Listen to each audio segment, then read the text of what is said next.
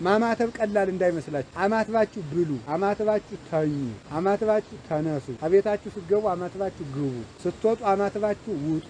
ይሄ መስቀል እስኪተከል ድረስ ማንም ለፍቶ ገነት አልገባም ነበር። ይሄ መስቀል ክርስቶስ የተዋረደበት ሳይሆን ክርስቶስ የነገሰበት ነው። ክርስቶስ በመስቀል ተቸንክሮ ነፃነት የወጣንበት ቀን ነው። የበረከት ምንጫችን ነው። ማይዳችን ነው። የሰላም ምንጭ ነው። የፍቅር ምንጭ ነው።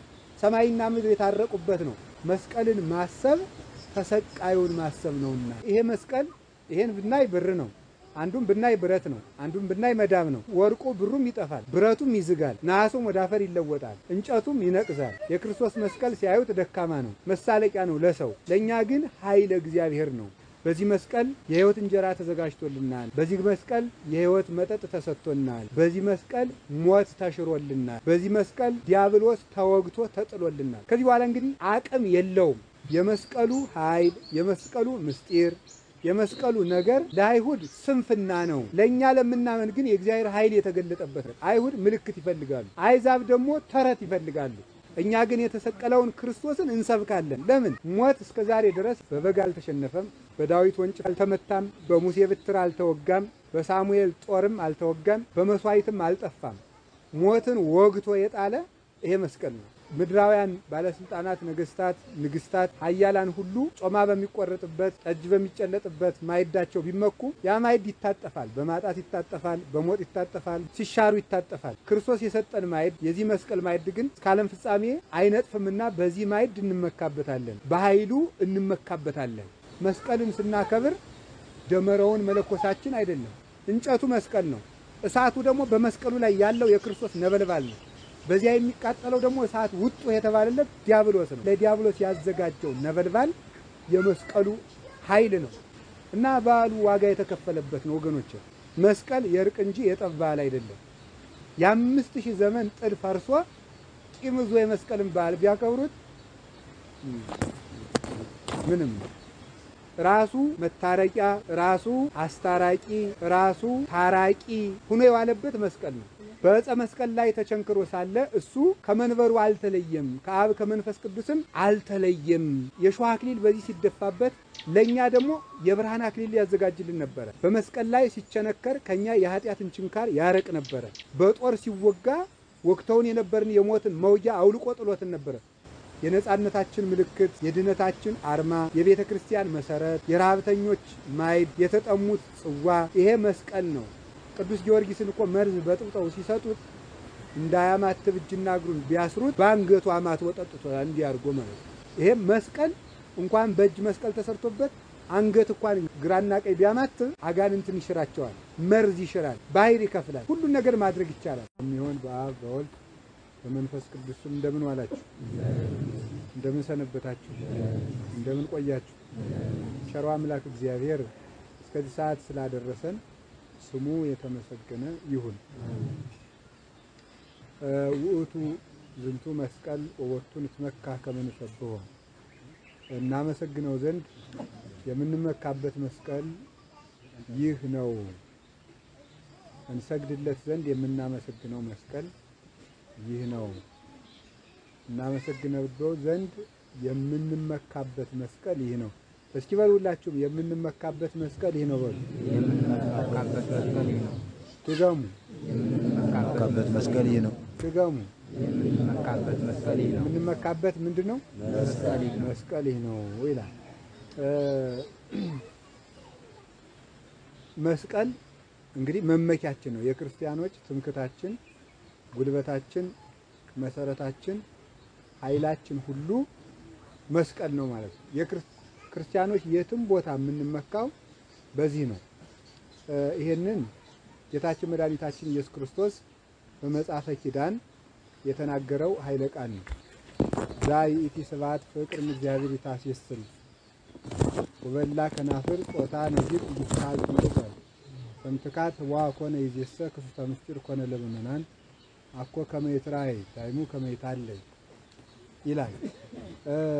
ከእግዚአብሔር የማትለይ ፍቅር ይችናት ይላል። ዛይእቲ ፍቅር እግዚአብሔር ይታስየስል ከእግዚአብሔር የማትለይ ከእግዚአብሔር የማትነጥል ፍቅር ይችናት አለ።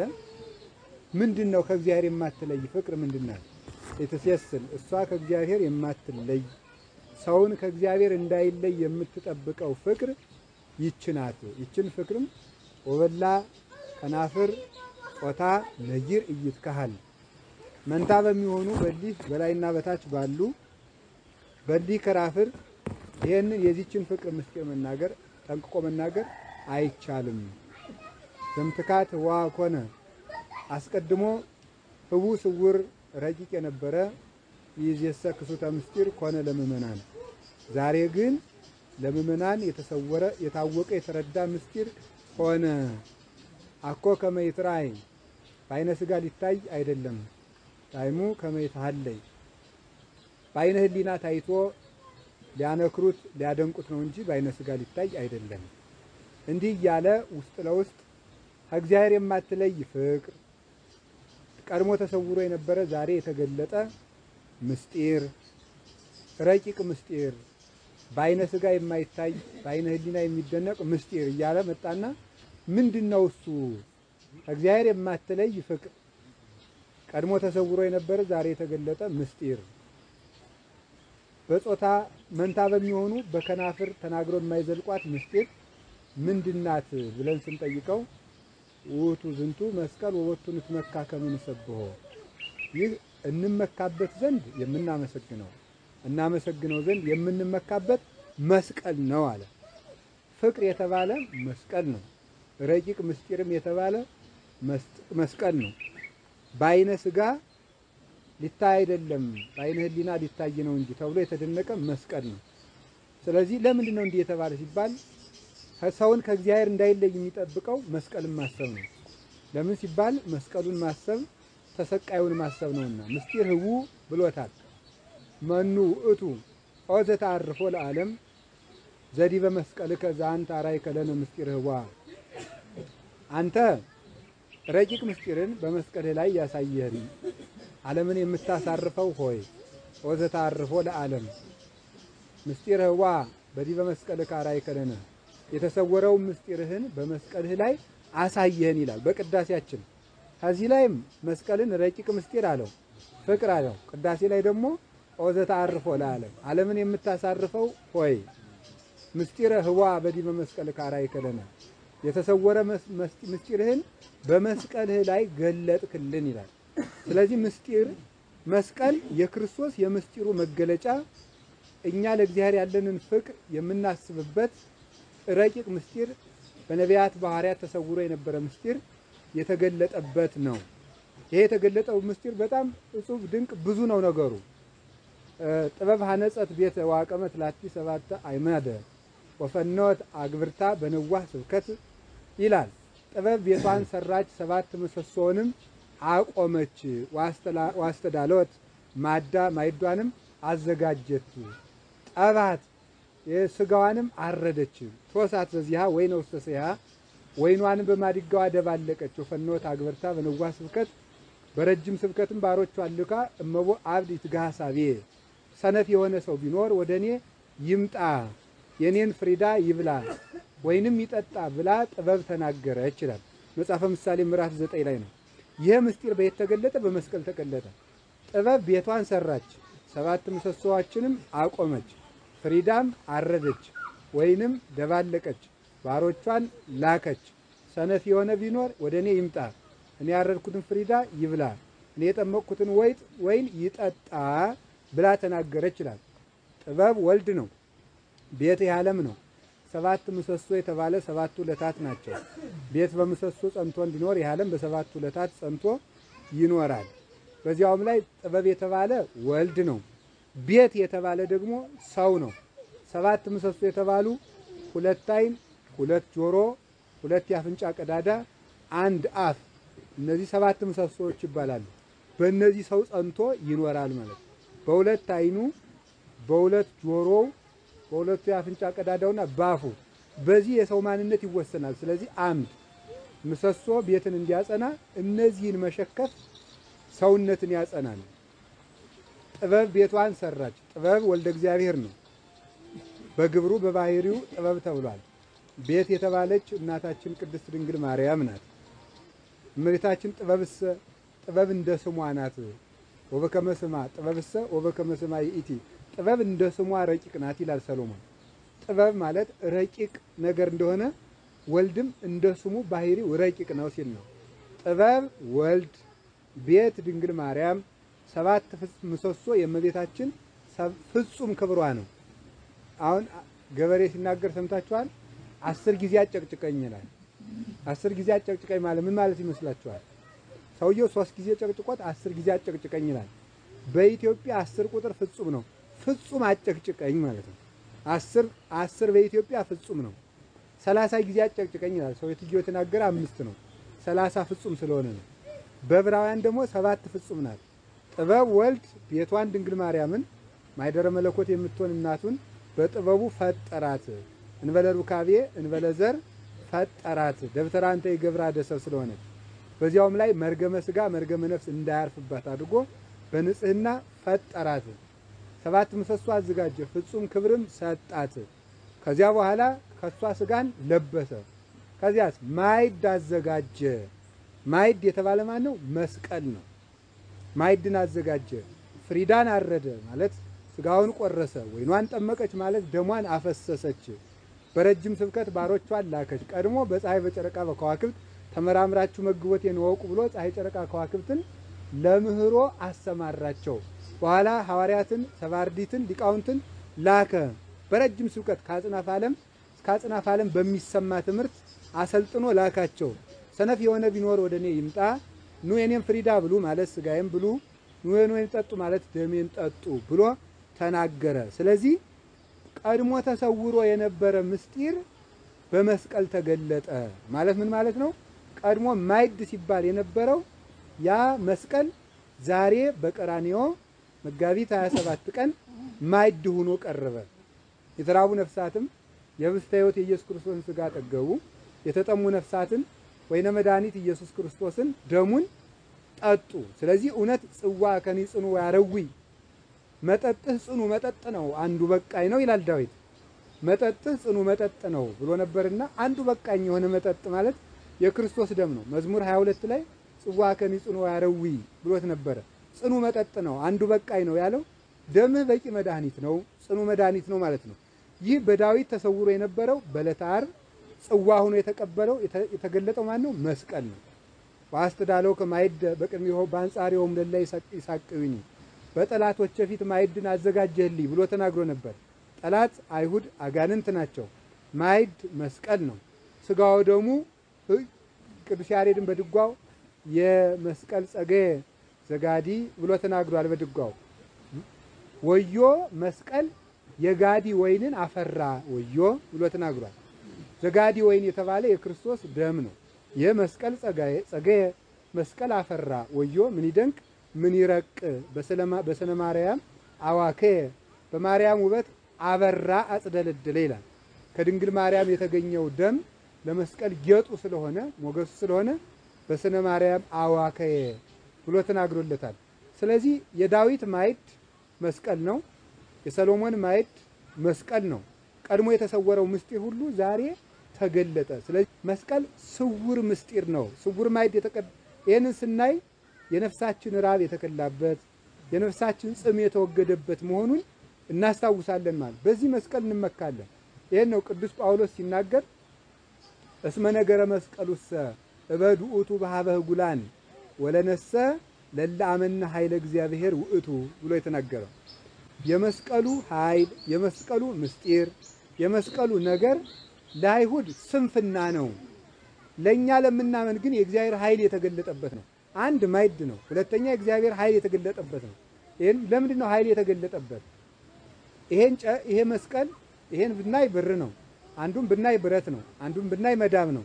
ብሩም ይጠፋል፣ ወርቁ ብሩም ይጠፋል፣ ብረቱም ይዝጋል፣ ነሐሱም ወደ አፈር ይለወጣል፣ እንጨቱም ይነቅዛል። የክርስቶስ መስቀል ሲያዩት ደካማ ነው፣ መሳለቂያ ነው ለሰው። ለኛ ግን ኃይለ እግዚአብሔር ነው። እንዴት ነው ኃይለ እግዚአብሔር የተባለ? ሞት እስከ ዛሬ ድረስ የተሸነፈ በበግ አልተሸነፈም፣ በዳዊት ወንጭፍ አልተሸነፈም፣ በሙሴ ብትር አልተወጋም፣ አልተመታም፣ በሳሙኤል ጦርም አልተወጋም፣ በመስዋዕትም አልጠፋም። ሞትን ወግቶ የጣለ ይሄ መስቀል ነው። ከዚህ የተነሳ መስቀል ምንድነው እንመካበታለን። ለምን እንመካበትበት? ወበቱን ትመካ አንደኛ ማይዳችን ስለሆነ ያውን ደግሞ የማይቋረጥ ማይድ ነው። የማይቋረጥ ዘላለም የሚበሉት ማይድ ነው። ከቃሉ ጋር ናችሁ? ከቃሉ ጋር ናችሁ? የምንመካበት አንድ ማይዳችን ስለሆነ ነው። ሁለት ኃይላችን ስለሆነ ነው። አንደኛ ቆሮንቶስ ምዕራፍ 1 ላይ ለምናምን ኃይላችን ነው አለ። አይሁድ ትዕምርተ ይስአሉ። አይሁድ ምን ይፈልጋሉ ትሉኝ እንደሆነ ምልክት ይፈልጋሉ አለ ቅዱስ ጳውሎስ ሲናገር። አይሁድ ምልክት ይፈልጋሉ፣ አይዛብ ደግሞ ተረት ይፈልጋሉ። ንነሰ ንሰብክ ክርስቶስ ሀዘ ተሰቅለ። እኛ ግን የተሰቀለውን ክርስቶስን እንሰብካለን። ለምን? በዚህ መስቀል ማን ተወጋበት? ሞት። በዚህ መስቀል ማን ተወጋበት? አጋንንት፣ ዲያብሎስ። ለፍተን እኛ ሳለፋንም ቀነ ወጣኔ ደረሰ። እነ ዳዊት በእንባቸው አልጋቸውን አርሰው፣ እነ ኢሳይያስ በመጋዝ ተሰንጥቀው፣ እነ ዳንኤል ከጉድጓድ ተጥለው፣ ሌሎችም ነቢያት ለፍተው ደክመው አዳም እንባልቆበት ደማልቆበት እጅ እስኪያነባ ድረስ አልቅሶ ያልወጋውን ሞት ይወጋልን በዚህ መስቀል ነው።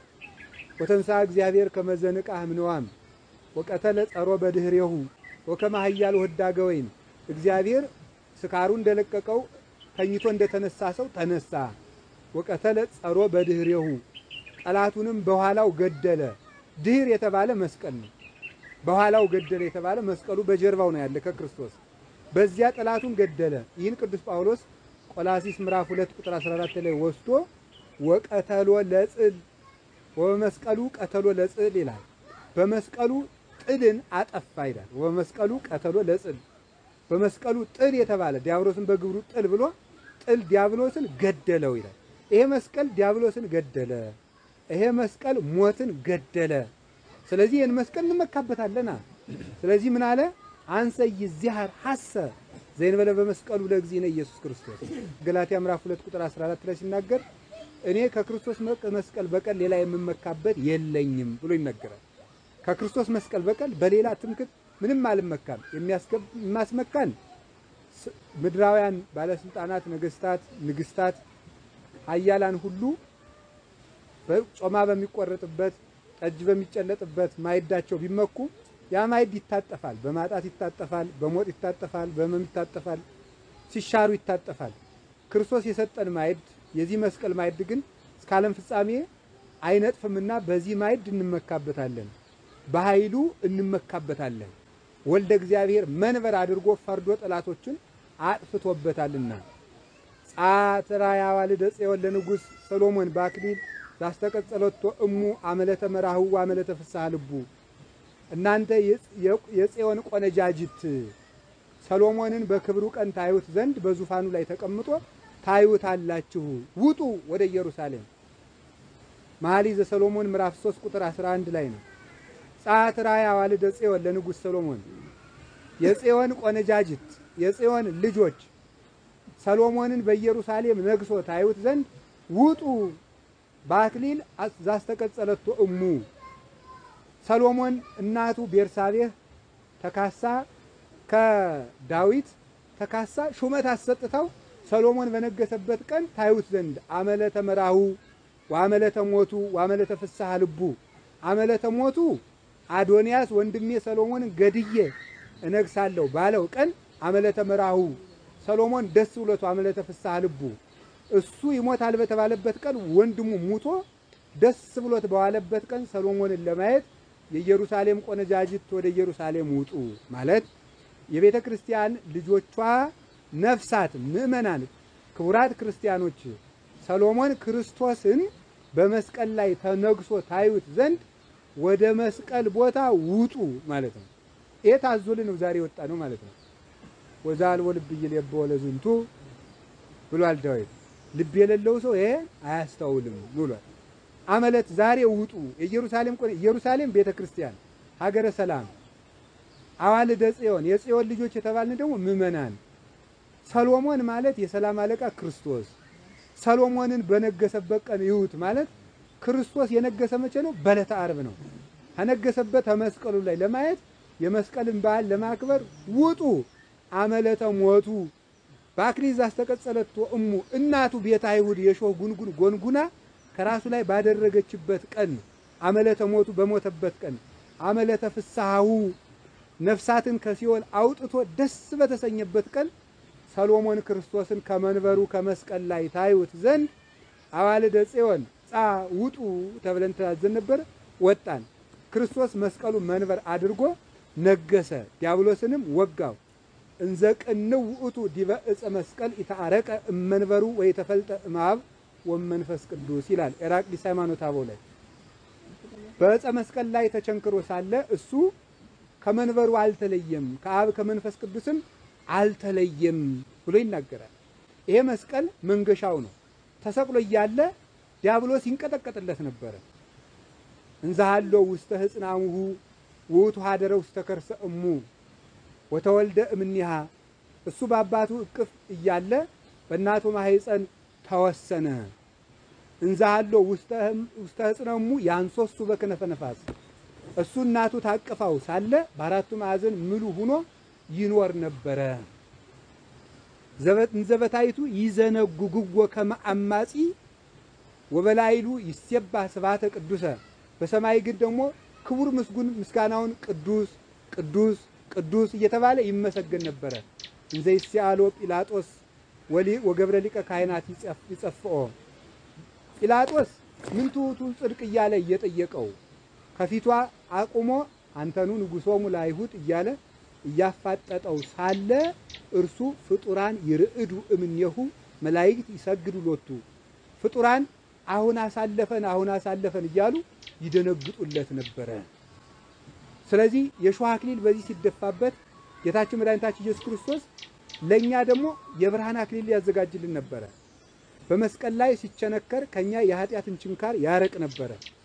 በጦር ሲወጋ ወቅተውን የነበርን የሞትን መውጊያ አውልቆ ጥሎትን ነበረ። አይቴ ውእቱ ሞዓትከ ሞት ማሸነፈ ወዴት አለ? አይቴ ቀኖትከ ችንካርህስ ወዴት ወደቀ? ብለን በቅዱስ ጳውሎስ ቃል በሞት ላይ እንድንሳለቅበት ያደረገን ጌታችን መድኃኒታችን ኢየሱስ ክርስቶስ ነው። በዚህ መስቀል የሕይወት እንጀራ ተዘጋጅቶልናል። በዚህ መስቀል የሕይወት መጠጥ ተሰጥቶናል። በዚህ መስቀል ሞት ተሽሮልናል። በዚህ መስቀል ዲያብሎስ ተወግቶ ተጥሎልናል። ከዚህ በኋላ እንግዲህ አቅም የለውም ዲያብሎስ። ወምልያሁ ዛማስን በላይ ሊሆሙ አልበየ ብሏል። እንግዲህ የክርስቶስን ወገኖች ምንም የምጎዳው ጉዳት የለኝም። ለምን? ቅዱስ አትናቴዎስ እንደተናገረ እባብን ከራሱ ላይ ቁሞ መርዙን ካስተፉት በኋላ እጅ ላይ ቢጠመጥሙት አይጎዳም። አንበሳ ጥርሱ ከወለቀ በኋላ የዝንብ መጫወቻ ከመሆን በቀር አያስጨንቅም። ሞትንም ክርስቶስ በመስቀሉ ወግቶ መርዙን ስለሻረበት ወምልያሁ ዛማስን በላይ ሊሆሙ አልበየ በመስቀሉ ያመኑትን በመስቀሉ የተመረኮዙትን እነዚህን እንግዲህ እኔ የምጎዳው ጉዳት የለኝም ብሎ እስኪናገር ስለደረሰ ይሄን መስቀል እንመካበታለን።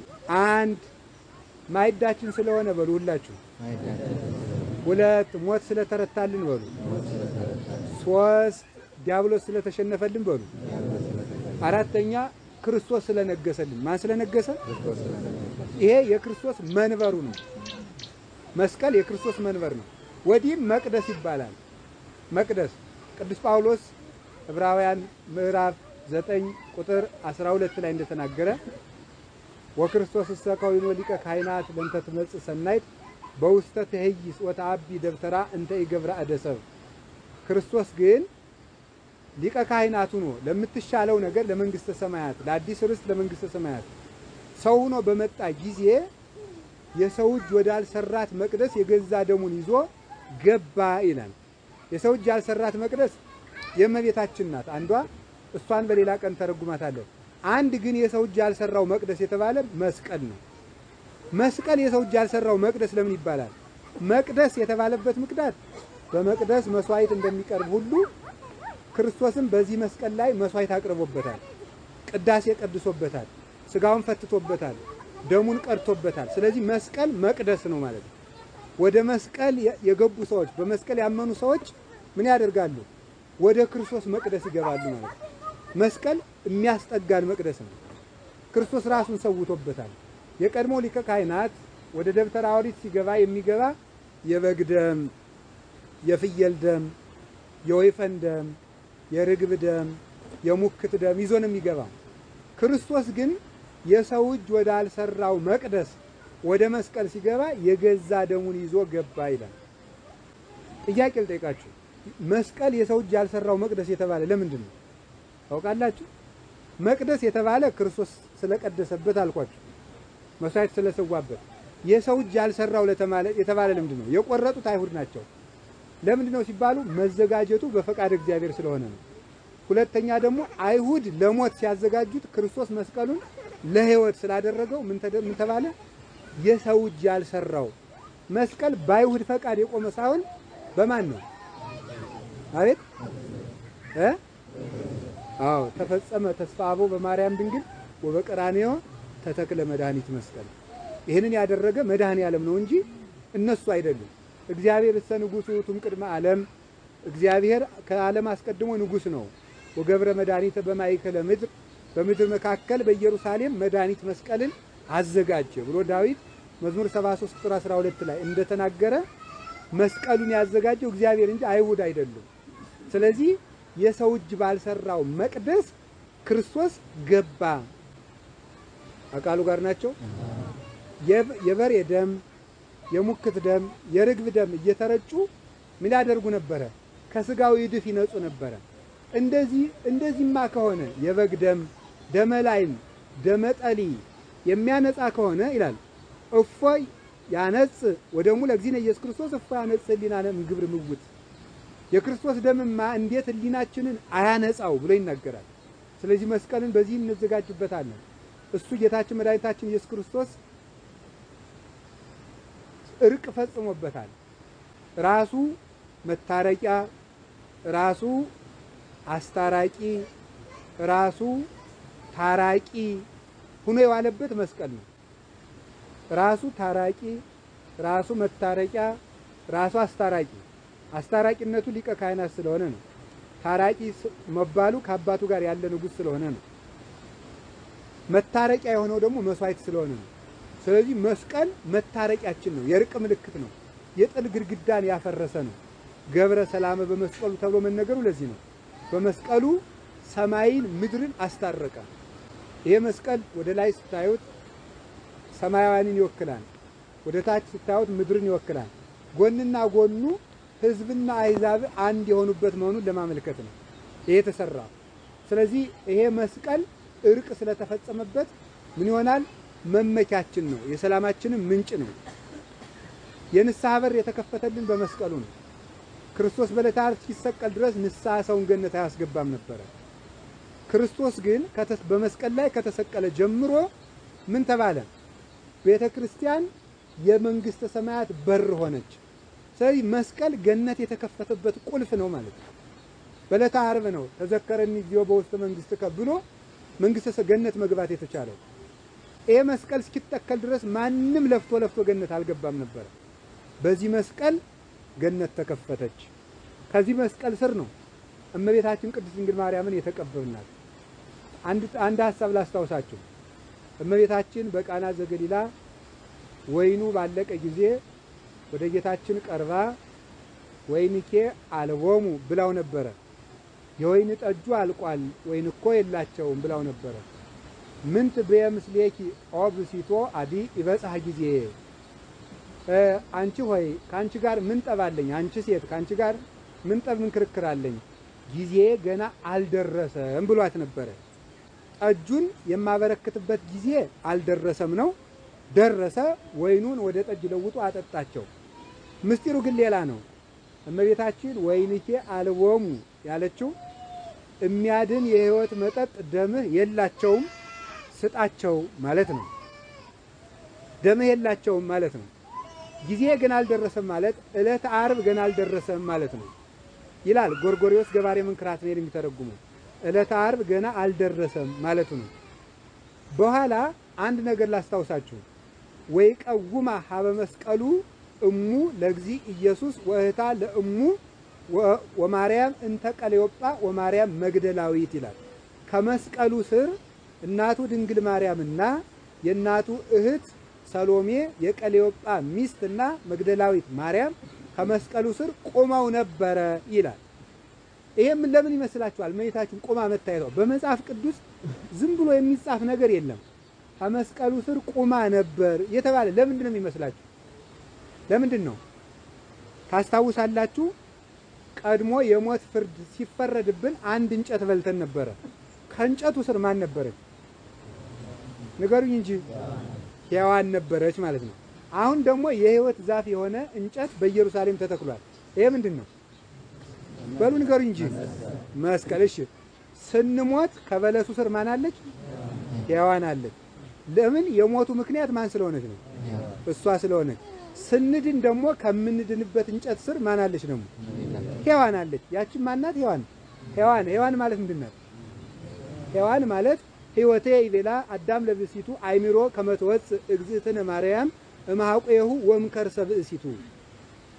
አዳም ሚስቱን ሔዋን ይላት ነበር። ለምንድን ነው ሔዋን ያላት ሲባል እመቤታችን ከሚስቱ ከሔዋን አብራክ እንድትከፈል አውቆ ነበርና ይላል። ሔዋንስ ምንድን ነው ያለው አባ ጊዮርጊስ በማርጋኖ መጽሐፍ ሲናገር? አኮ ዘኮነቶ ሕይወተ ረዳይት፣ ሔዋን ረዳት አልሆነችውም ገደለችው እንጂ። በምን? በለስን አብልታ። ረዳይተ ተሰሜት እንከ ሔዋን በእንተ እግዝእትነ ማርያም። ሔዋን ረዳት የተባለችው በድንግል ማርያም ምክንያት ነው። ስለዚህ ምን ተባለች? ስንሞት ከሞቱ ዛፍ ስር ሔዋን እንደነበረች ስንድን ደግሞ ከሚያድነን እንጨት ስር አንዲት ሔዋን አለች። ሔዋን ማለት የሕያዋን እናት ናት። ስለዚህ ምን ተባለች እመቤታችን? እሞሙ ለኩሎሙ ሕያዋን። ስለዚህ ምን አላት? ያችኛይቱ ሴት እንጨት አብልታ የእንጨት ፍሬ አብልታ ድና ዛፉ ስር ቁማ ነበረ። የሕይወት ፍሬ እኔን ደግሞ በልታችሁ እንድትድኑ እኔን የወለደችላችሁ የሕይወታችሁ እናት ደግሞ ይቻት ብሎ ከመስቀል ስር የድንግል ማርያምን የሕይወት ምክንያትነት አስቀመጠ። ጎርጎርዮስ ደግሞ ምን ይላል? የቀጠርኩሽ ቀን ደረሰ ማለቱ ነው ይላል። ጊዜ አልደረሰም ብሎ ነበርና ያንን ወይን የላቸውም ያልሽውን ደም ዛሬ በዕለተ ዓርብ በዚህ መስቀል ቀድቼ ሰጥቼልሻለሁ ብሎ ይሄን ሲነግራት ነው ይላል ዮሐንስ ወንጌል ምዕራፍ 19 ሲተረጉም ነው ይሄን የሚናገረው። ስለዚህ ይሄን ደም የሰጠውልሽ ዛሬ ነው፣ ጊዜ ግን አልደረሰም ማለት ይሄ ነው። የዛን ጊዜ እሰጥሻለሁ። ስለዚህ ድንግል ማርያም የለመነችው ሁለቱም ተፈጽሞላታል። ደምን ወይን ስጥ ብላው ነበረ። ቆይ አለና ጥቂት ቆይቶ አብርክቶ ሰጣት። ወይን ስጥ፣ ደምን ስጥ ብላው ነበረ። እሺ ብሎ ደግሞ ይሄው ካንቺ የነሳሁትን ስጋ ካንቺ የተገኘውን ደም ዛሬ ሰጥቻልሻለሁ ብሎ ነገራት። ብሲቶ ያች አንቺ ሴት ማለት ምን ማለት ይመስላችኋል? ኦሪት ዘፍጥረት ምዕራፍ 3 ላይ እንዲህ የሚል ቃል አለ። ሁሪ በእንግዳኪ ዋስተጻርር ማእከለ ዘርአ ወዘርእኪ ዋንቲ እቀቢ ሰኮነሆሙ እሙንቱ ይቀጥቅጡ ርእሰኪ ይላል። ማን ነው እንደዚህ ያላት? እባብን ነው። እባብ በልብሽ እየተሳብሽ ሂጂ፣ በሴቲቱና በአንቺ በዘርሽና በዘሯ ጠላትነትን አደርጋለሁ። አንቺ የሔዋንን ልጆች እግራቸውን ምን በያቸው ነው? ንደፊያቸው። እነሱ ደግሞ ራስሽን ይቀጥቅጡሽ አላት። ሴቲቱ የምትወልደው ዘር ጠላት ይሆንሻል አለ። አሁን የሴቲቱ ዘር ማን ይሆናል? ኢየሱስ ክርስቶስ ነው። ሴቲቱ ማን ናት? ድንግል ማርያም ናት። ሰኮና ንደፊ እንደተባለ ባቢቱ ክርስቶስን እግሩን መንደፍ ማለት በችንካር አስጨነከረ። ይቀጥቅጡ ርእሰኪ ማለት ደግሞ ክርስቶስ በመስቀሉ ዲያብሎስን ራሱን ርዕስ የተባለ ደግሞ ማን ነው? ዲያብሎስ ነው። ራስ የሕዋሳት የበላይ እንደሆነ ዲያብሎስ ደግሞ ያጋንንት አለቃቸው ነው። እሙንቱ ይቀጥቅጡ ርእሰኪ፣ ምእመናን በራሳቸው በኢየሱስ ክርስቶስ ይቀጥቅጡሽ። ስለዚህ ኦብሲቶ ጌታ አንቺ ሴት ያላት በቀጠሮ የተቀጠርሽው ሴት በዘርሽ ዲያብሎስን የምትቀጠቅጭው የባቡን ራስ የምትቀጠቅጭው ያቺ የቀጠሮዋ ሴት ማለቱ ነበረ። ይገባችሁም አይገባችሁም እንደሆነ እግዚአብሔር ያውቃል ማለት ነው። ገብቷችኋል አይደል? ገብቷችኋል? ምን ነው የገባችሁ? ኦሪት ዘፍጥረት ምዕራፍ 3 ላይ እግዚአብሔር ምን ብሏል? በሴቲቱና በአንቺ። ሴቲቱ የተባለች ማን ናት? ሔዋን በሉ። አንቺ የተባለች ማን ናት? እባብ። ጠላትነትን አደርጋለሁ አለ። አንቺ የሔዋንን ዘር ምን በይ ነው? እግሩን ንደፊው። እነሱ ደግሞ አሁን ሰው እባብ ካየ መምታት የሚፈልግ ምኑን ነው? ራሱን ነው። ዘርሽና ዘሮቿ ምን ይሁኑ አለ? ጠላት ይሁኑ አለ። ስለዚህ ሴቲቱና አንቺን አጣላለሁ ብሏል። ልብ ብላችሁ ስሙ።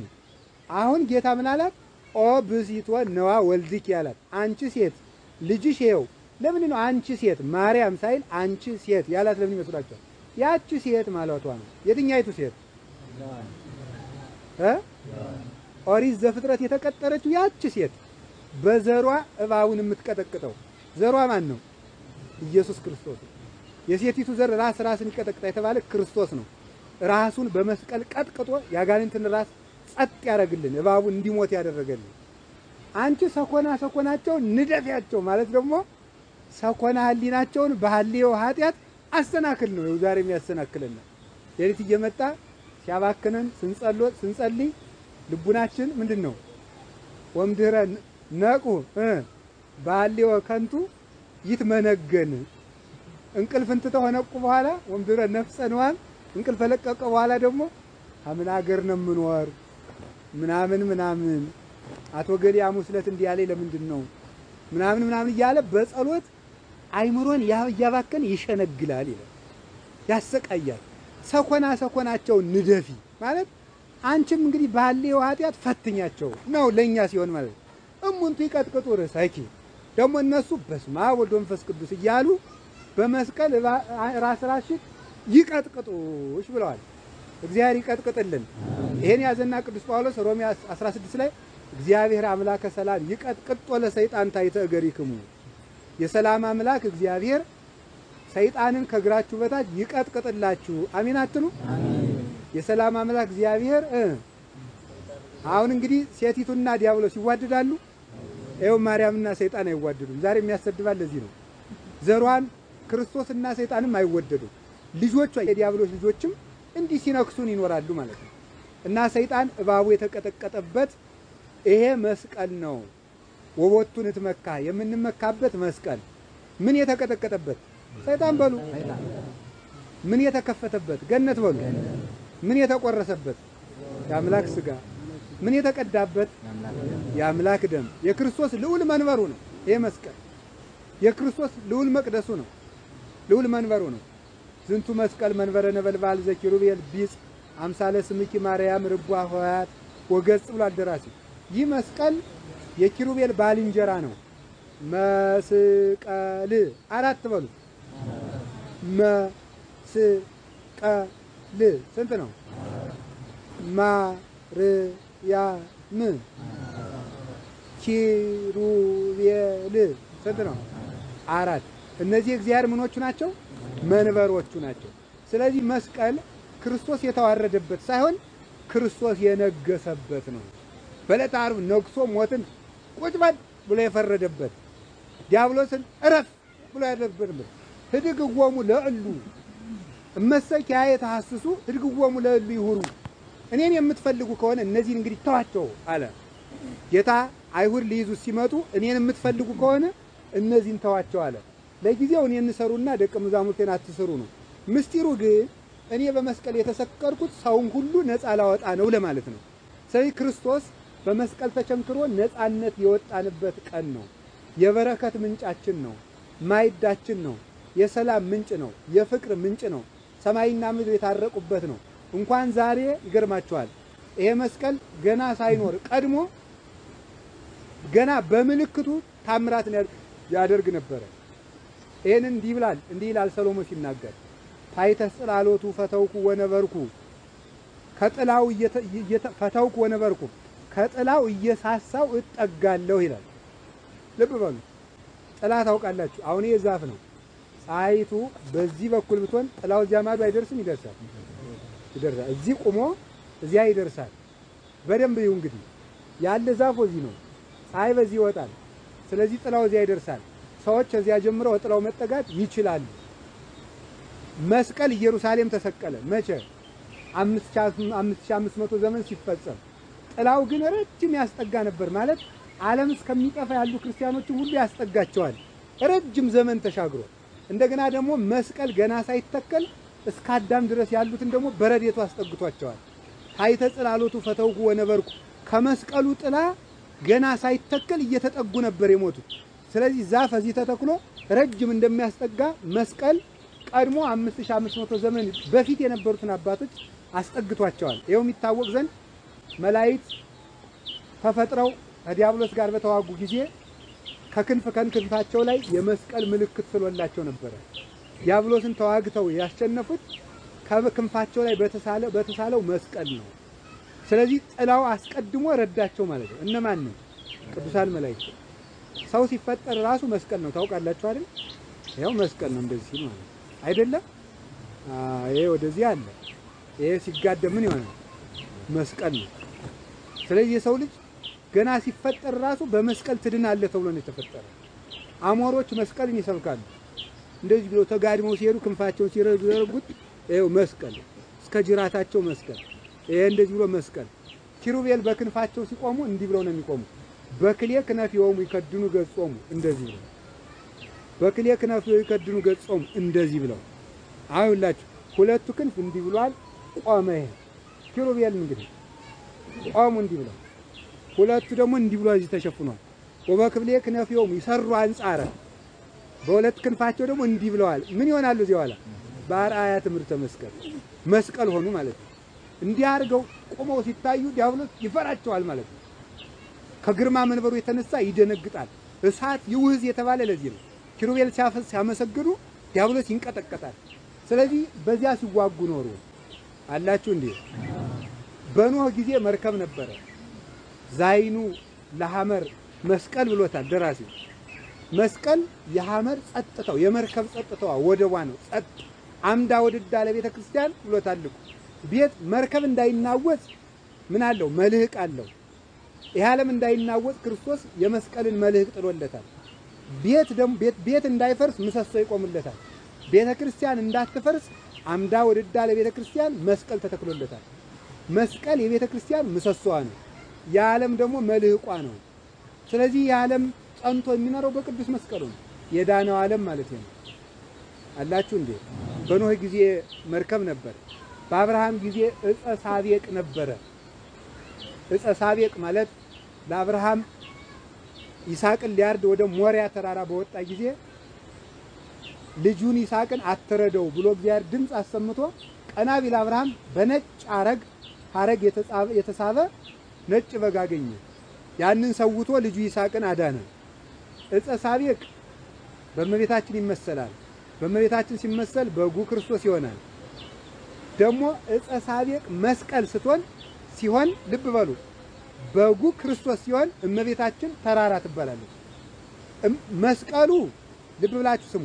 እመቤታችን ዕፀ ሳቤቅ ሲሆን መስቀሉ በጉ ኢየሱስ ክርስቶስ ሲሆን መስቀሉ እንጨቱ ይሆናል ማለት ነው። በጉ የተሰዋበት እንጨት ይሆናል። ተራራው ቀራንዮ ይሆናል። በጉ ክርስቶስ ሐረጉ ደግሞ መስቀል ሲሆን ደግሞ እመቤታችን ተራራ ደብረ መድኃኒቱ ለይስሐቅ የሚላት ሊቁ ለዚህ ነው። የይስሐቅ የድነቱ ተራራ አንቺ ነሽ ያላት ለዚህ ነው። አሁን ሁለቱን ሰምታችኋል። ተመስገን ነው። እሺ በጉ ማን ነው? በሉ ተናገሩ እንጂ። ሐረጉ ማን ነው? እሺ ሐረጉ ማን ነው? ተራራው ማን ነው? እመቤታችን። እንደገና ተርጉሙት። በጉ ማን ነው? ሐረጉ ማን ነው? መስቀል። ሐረጉ መስቀል ሆነ። እሺ ሐረጉ እመቤታችን ሆነች። እሺ መስቀሉ ምን ሆነ? እንጨት። ተራራው ምን ይሆናል? ቀራንዮ። ስለዚህ በይስሐቅ ጊዜ ነጩን በግ ክርስቶስ ተጎትቶ ነጩ በግ ተጎትቶ መጣ ማለት በመስቀል ተሰውቶ በዚህ ዓለም ምግብ ሆኖ ቀረበ ማለት። ስለዚህ መስቀል በአብርሃም ጊዜ ነበረ። መስቀል በያዕቆብ ጊዜ ነበረ። ያዕቆብ ልጆቹን ሲባርክ ምንድነው ያደረገ? ዮሴፍ ልጆችን ባርክልኝ ብሎ አቀረበለት። ሲያቀርብለት ማንድነው? ኤፍሬምና ምናሴ ናቸው። ምናሴ ትልቁ ነው፣ ኤፍሬም ታናሹ ነው። ታዲያ ትልቁ እንዲባረክልኝ ብሎ ዮሴፍ ምን አደረገ? ትልቁን ልጁን በያዕቆብ ቀኝ ነው ያደረገ። ታናሹን ልጁን ደግሞ በግራ ሲያደርገው፣ ያዕቆብ ግን በረከት የሚገባው ትንሹ እንደሆነ ስላወቀ እንዲህ አድርጎ ባረከ። ምን ይሆናል ይሄ ታዲያ? መስቀል ሆነ ማለት ነው። በዚህኛው ባረከ፣ የኛው በረከትን አላገኘም። ታናሹ ከታላቁ ይበልጣልና። ስለዚህ ይሄ በያዕቆብ ጊዜ መስቀል ነው። ያዕቆብ ሲሰግድ በትሩን ተክሎ ሰግዷል። ያዕቆብ ሰገደ እስከ ከተማ በትሩ ይላል። ከተማ ማለት ምን ይመስላችኋል? ጫፍ ማለት ከተማ ማለት ጫፍ ማለት ነው። ከከተማው ውስተ ከተማ በትሩን አቆመና ከጫፉ ላይ ሰገደ። ያ መስቀል ነበረ። ከርቀት ማለት ነው። እምርሁ ቅሰሪዋ ወታምዋ ዋይመሩ ከመሃገሮሙ ይእቲ ተብሎ የተነገረ ለዚህ ነው።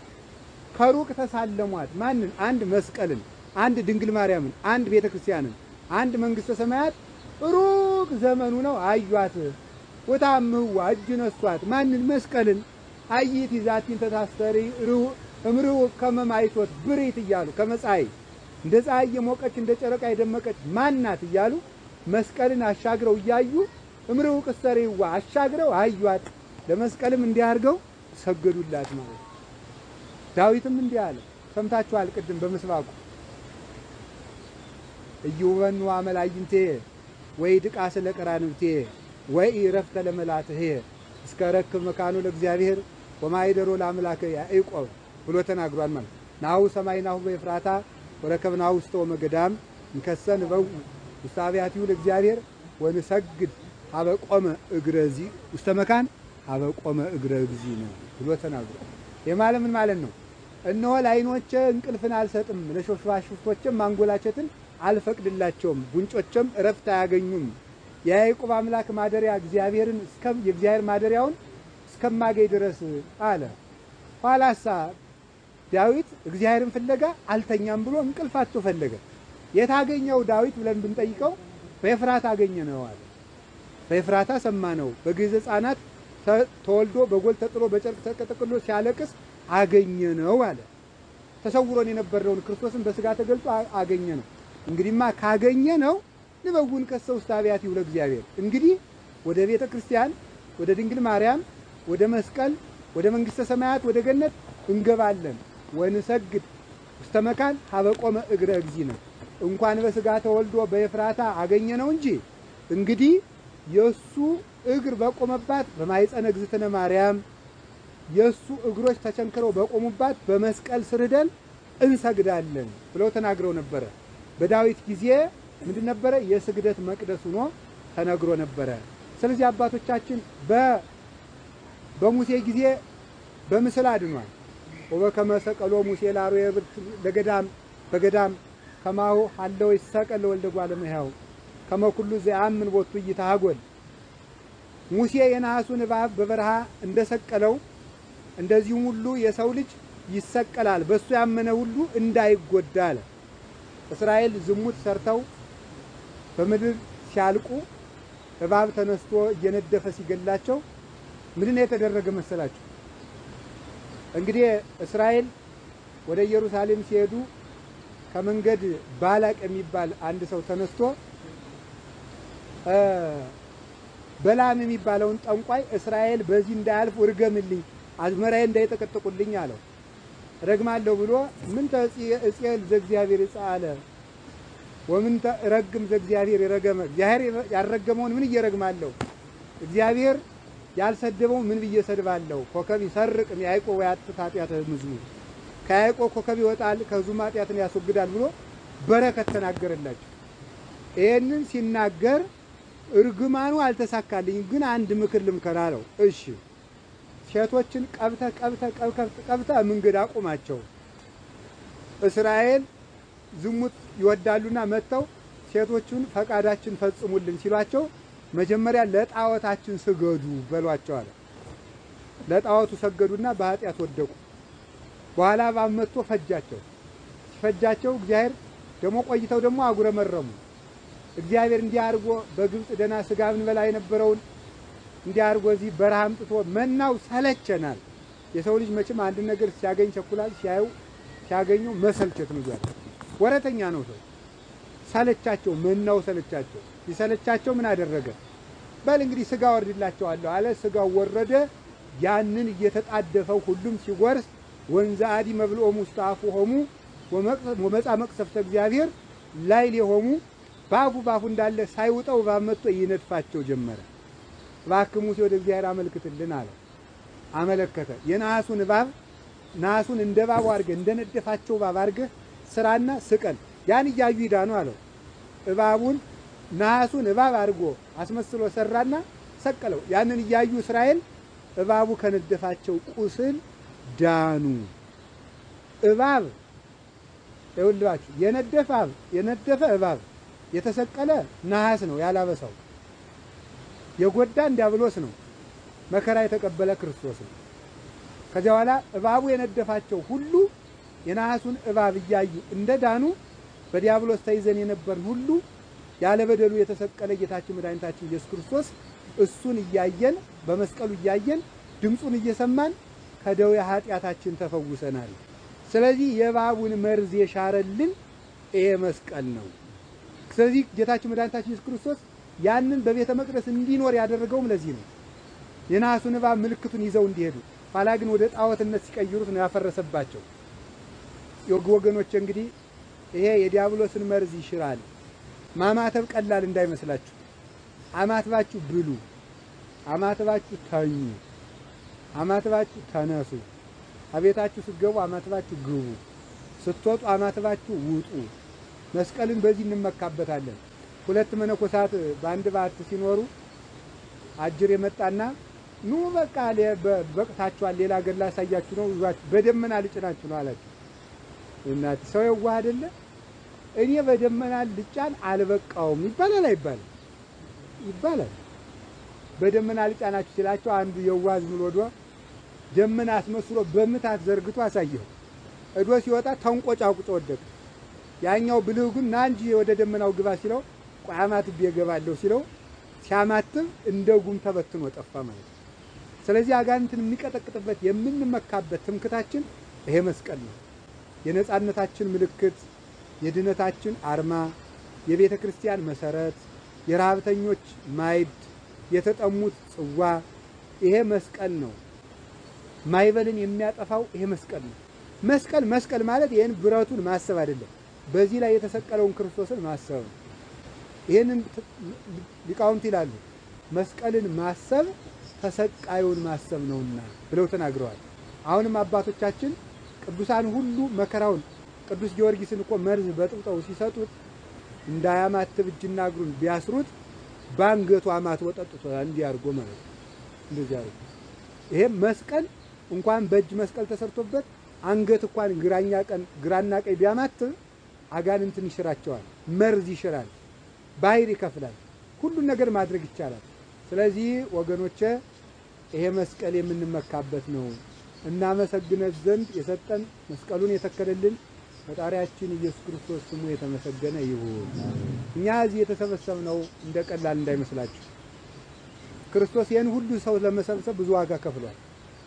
ከደቀ መዛሙርቱ ተለይቶ ልብሱን ተገፎ ምራቅ ተተፍቶበት እርጥብ ግንድ ተሸክሞ ነው። አው ዛሬ እኛ በዓል የምናከብረው እሱ በዓል አክብሮ አይደለም የሰጠን። ይሄን በዓል አክብሮ ሳይሆን ሐሞት ጠጥቶ ነው የሰጠን። ሐሞት ጠጥቶ የሰጠን በዓል ነው ይሄ በዓል ማለት ነው። ማሰብ የሚገባል ይሄም መስቀልን ስናከብር ደመራውን መለኮሳችን አይደለም። እሳት ውጡ ተደለው ለከ እንደተባለለት ለዲያብሎስ የእሳት ደመራ ተዘጋጅቶላል ብሎታል ኢሳይያስ። ደመራው መስቀሉ ይሄ እንጨቱ መስቀል ነው። እሳቱ ደግሞ በመስቀሉ ላይ ያለው የክርስቶስ ነበልባል ነው። በዚያ የሚቃጠለው ደግሞ እሳት ውጡ የተባለለት ዲያብሎስ ነው። ስለዚህ ኢሳይያስ እንደተናገረ ለዲያብሎስ ያዘጋጀው ነበልባል የመስቀሉ ኃይል ነው። ከቃሉ ጋር ናቸው። እግዚአብሔር ከሁላችን ጋር ይሁን። እሳት ውጡ የተባለ ተደልሎ ለከ ያለው ያን አይተዋል። አዎ ደመራ ተዘጋጅቶላል አለ ኢሳይያስ። ለማን ነው ያ ደመራው? ለዲያብሎስ ነው። ለዲያብሎስ እሳት ውጡ ነበልባል እሳት በመስቀሉ ላይ የሚነደው የክርስቶስ ኃይል ነው። እንጨቱ መስቀል ነው። በዚያ ላይ ያለው ክርስቶስ ነው። ይህንን ለማክበር ነው እዚህ የተሰበሰብነው እና በዓሉ ዋጋ የተከፈለበት ነው ወገኖቼ። ይህን በዓል ስናከብር ለወደፊቱ ምን ማድረግ አለብን? አንድ መታረቅ፣ ሁለት ደግሞ መቁረብ አለብን። የክርስቶስን መከራ ማሰብ ነው። መስቀል የእርቅ እንጂ የጠብ በዓል አይደለም። የ5000 ዘመን ጥል ፈርሶ ቂም ይዞ የመስቀልን በዓል ቢያከብሩት ምንም አይደለም። እንደ እባብ መሆን ነው። እባብ እንኳን ሲመስል እኛ አንመስልም እንዴ? እባብ እኮ ውሃ በጠጣ ሲያምረው መርዙን አስቀምጦ ነው የሚጠጣው። ለምን? ውሃው ጋር ተቀላቅሎ እንዳይገለው ማለት ነው። እኛ ግን ከነቂማችን በዓሉ መስቀል አብርሃ በከዋክብት በከዋክብት ነው የሚያበራ እንጂ በድንጋይ ያበራ። ከዋክብት ሰማይታት ናቸው እነ ቅዱስ ቂርቆስ። ያበራው ደግሞ የመስቀሉ ብርሃን መገለጡ ነው። ስለዚህ ዛሬ መስቀል ተደፍኖ ነበረ 230 ዓመት በጎልጎታ ቀብረውት ሲኖሩ እናታችን እሌኒ ንግሥት ከሮም ተነስታ ሂዳ 3000 ሰዎችን አግኝታ በኢየሩሳሌም ከነሱን አሰቃይታ አስራ ሁሉ ተማርከው 3000 ብቻ ነበር ያገኘችው። በዓለም ተበትነው ስለነበረ 3000 ብቻ አገኘች። እነዚያን ሰበሰበች። ከነዚያ ደግሞ ኦሪትን የሚያውቁ ታሪክ ያጠኑ ያደላደሉ 500 ሰዎች ተገኝተዋል። 500 ሰዎች ተገኙ። ከ500 ደግሞ አንድ ሊቅ ተገኘ። አባቱ ስምዖን ይባላል፣ እሱ ደግሞ ይሁዳ ይባላል። ያንን ንገረኝ አለችው። አልናገርም፣ የክርስቶስ መስቀል ወዴት ነው ያለው ብላ ስጠይቀው አልናገርም ሲላት፣ ዳማ ምግብ እህል ውሃ ነስቼ አሰቃይሃለሁ ስትለው እምቢ አላት። 7 ቀን ከጉድጓድ ውስጥ ጥላ እህል ውሃ ነስታ አሰቃየችው። በሰባተኛው ዕለት አውጭኝ እናገራለሁ አላት። አባቶቻችን በዚህ ተራራ ላይ ነበር ብለው ይናገራሉ ብሎ ነገራት። ትክክለኛውን አሳየኝ አለች። ቀረብ አለና በነቢያት ትንቢት ያናገርክ አንተ እግዚአብሔር ነህ። ኢየሱስ ክርስቶስም ልጅ ባይሆን ኑሮ ያን ሁሉ ታምራት አያደርግም ነበረ። አይገርማችሁም? ይሁዳ ስምዖን የሚባለው አባቱ ስምዖን የሚባለው ይሁዳ አባቱ ሲሞት ምን ብሎት ነበረ? መሲሁ እንግዲህ አይወለድም፣ አንድ ጊዜ ተወልዷል። እንግዲህ የሚነግስ ሌላ ክርስቶስ አይወለድም። ያለፈውን እመን፣ መስቀሉም ያለ በዚህ ነው። ግን እንዳይገሉ ለአይሁድ አትግለጥላቸው፣ የሚጠይቁ ክርስቲያኖች ሲመጡ አሳይ ብሎት አባቱ ሞቶ ነበረ። ኋላ አባቴ እንደነገረኝ የነቢያት አምላክ ተወልዷል። እግዚአብሔር አብ ሆይ ወልድ ልጅ ባይሆን ኑሮ ሙታንን ባላነሳ፣ ድውያንን ባልፈወሰ፣ አጋንንትን ባላወጣ፣ ሞትን ድል ባላደረገ ነበረ። ስለዚህ አሁንም መስቀሉን ግለጥ ብሎ በዕብራይስጥ ቋንቋ ገለጠ። ለዚህም ምልክት ይሁነኝ ዘንድ ከጉድጓዱ የዕጣን ምልክት እንዲጤስ አድርግ ብሎ ጸለየ። ሲጸልይ የዕጣን ምልክት ጤሰ። ያንን አስቆፍሪው አላት። ስታስቆፍረው ከሶስቱ መስቀሎች መሃል የዕጣን ምልክት ንጹህ መዓዛ ይሸታል ተገኘ። አገኘችው። ያ ሰውዬ ማን ተባለ መሰላችሁ? እነግራችኋለሁ በኋላ። ከዚህ በኋላ ያ መስቀል ሲገኝ 3 መስቀል የፈያታዊ ዘዜማን፣ የፈያታዊ ዘጸጋም እና የመድኃኔ ዓለም 3 መስቀሎች ተገኝተዋል። ከሶስቱ የክርስቶስ የትኛው እንደሆነ በምን አውቃለሁ አለች። እሱንማ እግዚአብሔር ያውቃል እንጂ ብሎ ተናገረ። ያን ጊዜ ድንገት ሰዎች ሙቶ 7 ቀን የሆነው ሬሳ ሊቀብሩ ይዘው ሲሄዱ ባጠገባቸው አለፈ። ይሄንን መስቀል የክርስቶስ ኃይል ስላደረበት ከዚያ ሙት ላይ ብንጥለው ይነሳል አላት። ያኳ አይሁዳዊ ነው፣ ምልክት ስላየ ግን አምኗል። ሲጥሉበት መስቀሉን ሲጥሉበት አፈፍ ብሎ ሙት አስነሳ። ሙት ሲያስነሳ እንደውም የእውነት የክርስቶስ መስቀል ነው ብለው ዘመሩ። ያን ጊዜ ከመስቀሉ ብርሃን ቦግ ብሎ ፀሐይ፣ ጨረቃ፣ ከዋክብትን ሁሉ የሸፈነ ብርሃን ከመስቀሉ ወጣ። ከዚያ በኋላ ያንን ሰው ምን አደረገችው? ከኢየሩሳሌሙ ጳጳስ ተካሳ ጵጵስና እንዲሾም አድርጋ፣ የኢየሩሳሌም ጳጳስ ሲሞት ጵጵስና እንዲሾም አደረገችውና ስሙን ኪራኮስ አለችው። ኪራኮስ ማለት ቤተ ክርስቲያን ማለት ነው። ለምን? በሱ ምክንያት መስቀሉ ተገኝቶ ቤተ ክርስቲያን በኢየሩሳሌም ታንጿልና ኪራኮስ አለችው። ተምሮ በኋላ ተጠምቆ አይሁዳዊው ተጠምቆ ክርስቲያን ሆኖ ይቁና ተቀብሎ ጳጳስ ለመሆን በቃ ማለት ነው። ይሄን ያደረገለት ማን ነው? ቅዱስ መስቀሉ ነው። ስለዚህ 300 ዓመት በሙሉ ሰው ሁሉ ጥራጊ ሲጥልበት አይሁድ የክርስቶስ መስቀል አዳነኝ፣ የክርስቶስ መስቀል አዳነኝ፣ የክርስቶስ መስቀል አዳነኝ እያለ ሰው ሁሉ ሲለፈልፍ ዘለፋ ሲሆንባቸው ጊዜ ሰው ሁሉ እየሄደ ጥራጊውን ይጣል ብለው 300 ዓመት ጥራጊ ሲጥሉበት ከቆዩ በኋላ እግዚአብሔር ኢየሱስ ክርስቶስ ዘመን ሲደርስ የእሱን ኃይል የሚቃወመው የለምና መስቀሉን በገዛ እጃቸው ራሱ መስቀሉ ምርኮ ማርኮ የነሱ ሊቅ የሆነውን አባቱ ይሁዳ ስሞን እሱ ይሁዳ ኋላ ግን ኪራኮስን መልሶ ከ300 ዓመት በኋላ መስቀሉ ተገኘ። ስለዚህ አይሁድ 300 ዓመት በላዩ ላይ የደፉበትን ተራራ የሚያህል ጉድፍ ፈንቅሎ የተነሳ የክርስቶስ መስቀል ወወቱ ንትመካ ይህንን ሁሉ እንመካበታለን። ለምን ተራራ የፈነቀለ ጉድፍን ያራቀ ሙታንን ያነሳ ድጓን የፈወሰ የፀሐይን ብርሃን የሸፈነ ነው። ይሄን ሁሉ ስላደረገ በዚህ መስቀል እንመካበታለን። አላችሁን? እግዚአብሔር ከሁላችን ጋር ይሁን። ይሄ መስቀል 300 ዓመት በላዩ ላይ የተደፋውን ጉድፍ እንደጠረገ አስወግዶ እንደተነሳ ዛሬም በቅዱስ ቤተክርስቲያን በእመቤታችን በጌታችን በመድኃኒታችን በኢየሱስ ክርስቶስ ስም በአብ በወልድ በመንፈስ ቅዱስ ስም ላይ በቅዱሳን አባቶቻችን ስም ላይ የተደፋውን የስም ማጥፋት የክደት የሞት ጥራጊ መስቀሉ ጠርጎ ይጣልልን። ይሄን ያደርጋል። እዚያ በኋላ ሰላም ሆነ። አራቱ ሊቃነ ጳጳሳት ሁሉ ተከፋፈሉ። እስክንድሪያ፣ ሮም ችንካሮቹ ሁሉ ተገኝተዋል። ችንካሮቹን በሌላ ቀን ያገኘቻቸው ሮም፣ እስክንድሪያ፣ ኤፌሶን፣ ቁስጥንጥንያ እነዚህ ሁሉ ተካፍለውታል። በኋላ በአጼ ዳዊት ጊዜ የእስክንድሪያው ንጉሥ የግብጽ ክርስቲያኖችን ይዞ ሲያሰቃያቸው አጼ ዳዊት ሂደው ረርተው ስለነበረ እጅ መንሻ ምን እንላክልን ክርስቲያኖችን ሊያጠፋን ነው የግብጹ ንጉሥ እስላም ነበረ እና ናልን ብለው ለኢትዮጵያ ንጉሥ ለአጼ ዳዊት ለዘርዓ ያዕቆብ አባት ደብዳቤ ሲጽፉለት ሂዶ ተዋግቶ አሳርፎ እንግዲያም አባይን ገድባዋለሁ ብሎ አባይን ሁሉ ገድበው ከዚያ በኋላ ክርስቲያኖችን አሳርፏቸው። ወርቅ እጅ መንሻ እንላክልህ ሲሉት እኔ እጅ መንሻ ወርቅ አልፈልግም የጌታዬን የመድኃኒዓለምን የኢየሱስ ክርስቶስን መስቀል ላኩልኝ ብለው አንዱን ክንፍ መስቀል በአጼ ዳዊት ዘመነ መንግስት ከእስክንድሪያ ተነስቶ ወደ ኢየሩሳሌም መጥቷል። እሳቸው መስቀሉን ይዘው ሲመጡ ሱዳን ሲደርሱ እግዚአብሔር አልፈቀደም አርፈዋል።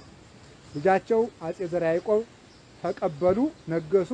ከዚያ በኋላ መስከረም 10 ቀን መስቀሉ ኢትዮጵያ ገባ።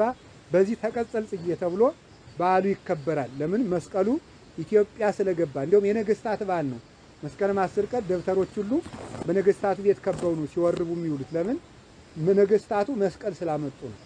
ይዘው ሲኖሩ አጼ ዘርዓ ያዕቆብ በደብረ ብርሃን አንብር መስቀሌ በዲበ መስቀል ብሎ ስለነገራቸው በብዙ ቦታ ተፈልጎ ተንከራተው በአክሱም በየትኛውም በመላው የኢትዮጵያ ክፍል ተፈልጎ ግሸን አምባ ሲደረስ እዚህ መስቀለኛ መስቀሉን አይታችሁታል። ግሸን ሄዳችሁ ከታች መስቀሉ የት ነው? ሚካኤል ነው።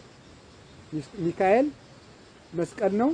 ኡራኤል በግራ አለ። መያዣው ከሚካኤል እስከ እመቤታችን ያለው እስከ እግዚአብሔር አብ ያለው ይሄ የመስቀሉ መሃለኛው ነው። ቀጭኑ ነው። ከመሃል ላይ ያለው እግዚአብሔር አብ።